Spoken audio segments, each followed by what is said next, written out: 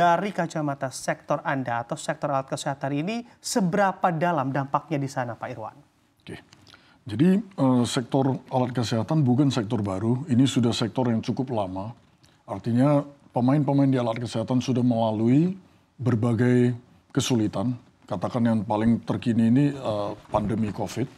Jadi boleh dikatakan teman-teman cukup resilient. Dan keadaan rupiah saat ini memang jujur tidak banyak yang mengantisipasi sampai mencapai level ini.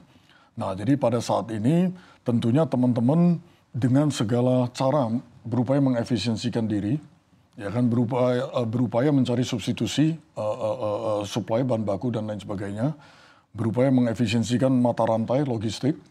Dan satu hal yang mungkin harus kami sampaikan kepada halayak umum adalah bisnis alat kesehatan bukan retail, kita berbeda dengan retail, di mana budget alat kesehatan itu sudah ditentukan dari tahun lalu. Sehingga dalam etika berbisnis alat kesehatan maupun peraturan yang berlaku, kami tidak akan secara umum tidak akan bisa meningkatkan harga dalam waktu dekat. Karena apapun yang sudah disepakati, sudah dibudgetkan oleh rumah sakit pemerintah maupun swasta, tidak bisa diganggu lagi sampai pelaksanaan. Nah, yang ingin kami minta dengan komitmen dari pihak pelaku usaha, kami juga meminta komitmen teman-teman dari sisi demand, baik rumah sakit swasta maupun pemerintah, adalah dalam kondisi berapa sulit pun, tetap dipenuhi demand mereka. Jadi kalau bisa order jangan dikurangi, order jangan di-cancel, karena apapun yang sudah disepakati, kemungkinan besar sudah disiapkan bahan baku, komponen, dan lain sebagainya, stok oleh teman-teman pelaku usaha. Nah, jadi kalau bisa dengan adanya sinergi antara supplier dan juga customer, dalam hal ini rumah sakit terutama, dinas kesehatan puskesmas, semoga apa yang sudah disepakati tahun lalu bisa berlanjut. Nah, dalam pengaruh jangka pendek, ini memang kita lihat penurunan ini terjadi dalam waktu yang sangat singkat. Sehingga saya kira belum semua efek terlihat. Nah, namun kembali ke komitmen kami, mudah-mudahan ini tidak terdampak terlalu besar dan tidak terdampak ke pasien. Oke, baik. Memangnya sudah berapa banyak rumah sakit atau fasilitas kesehatan yang juga terdampak akan hal ini dan juga memutuskan untuk cancel, untuk order alat kesehatan, Pak Irwan? Saat ini belum ada data yang bisa saya sampaikan secara confident. Namun kembali lagi itulah harapan kami. Jangan sampai hal itu terjadi. Karena teman-teman pelaku usaha, anggota-anggota kami sudah banyak untuk menyambut atau untuk memenuhi komitmen-komitmen ini sudah melakukan stok dan order. Nah, jadi semoga ini tidak terjadi. Oke, baik, kita doakan bersama. Kalau misalnya kita bertanya secara teknis begitu ya, Pak Irwan, untuk alat kesehatan yang mana stoknya siap disalurkan di tahun ini, apakah memang untuk pemesanannya sebetulnya sudah jauh-jauh hari di saat kondisi rupiah belum terdepresiasi sedalam ini? Betul. Begini Pak Bram, jadi siklus sebuah rumah sakit, baik pemerintah maupun swasta, karena alat kesehatan ini terbagi, alat kesehatan besar maupun kecil. Yang kecil itu katakan habis pakai, mungkin perencanaannya tidak terlalu jauh, tapi alat yang besar perencanaannya harus lumayan jauh karena kadang terkait dengan SDM, tenaga ahli, kadang terkait dengan kondisi fisik, ruangan yang harus dibangun, bahkan gedung yang harus dibangun, dan lain sebagainya. Sehingga kecenderungannya adalah planning alat kesehatan itu cukup awal, cukup jauh di awal. Nah, jadi apa yang pembelian yang dilakukan tahun ini, sebagian besar untuk alat besar itu sudah dijadwalkan dari tahun lalu, sudah direncanakan, disepakati dari tahun lalu.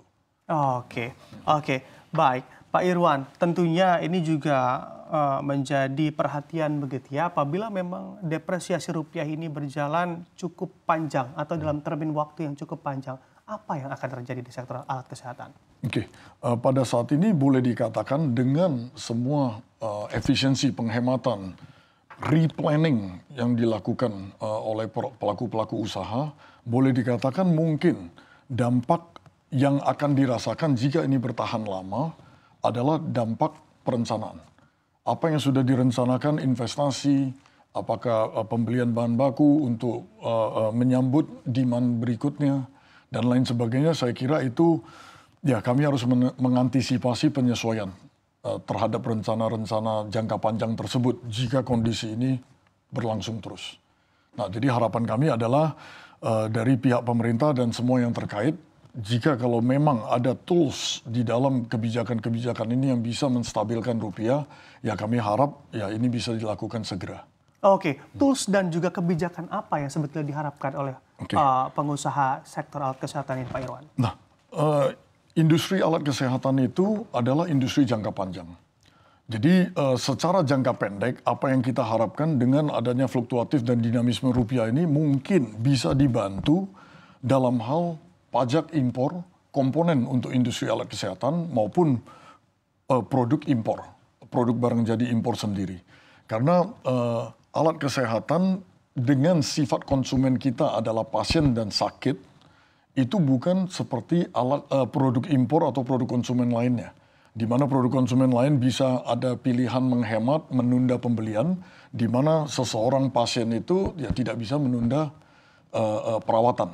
Nah, sehingga apa yang dibutuhkan sekarang boleh dikatakan dibutuhkan sekarang.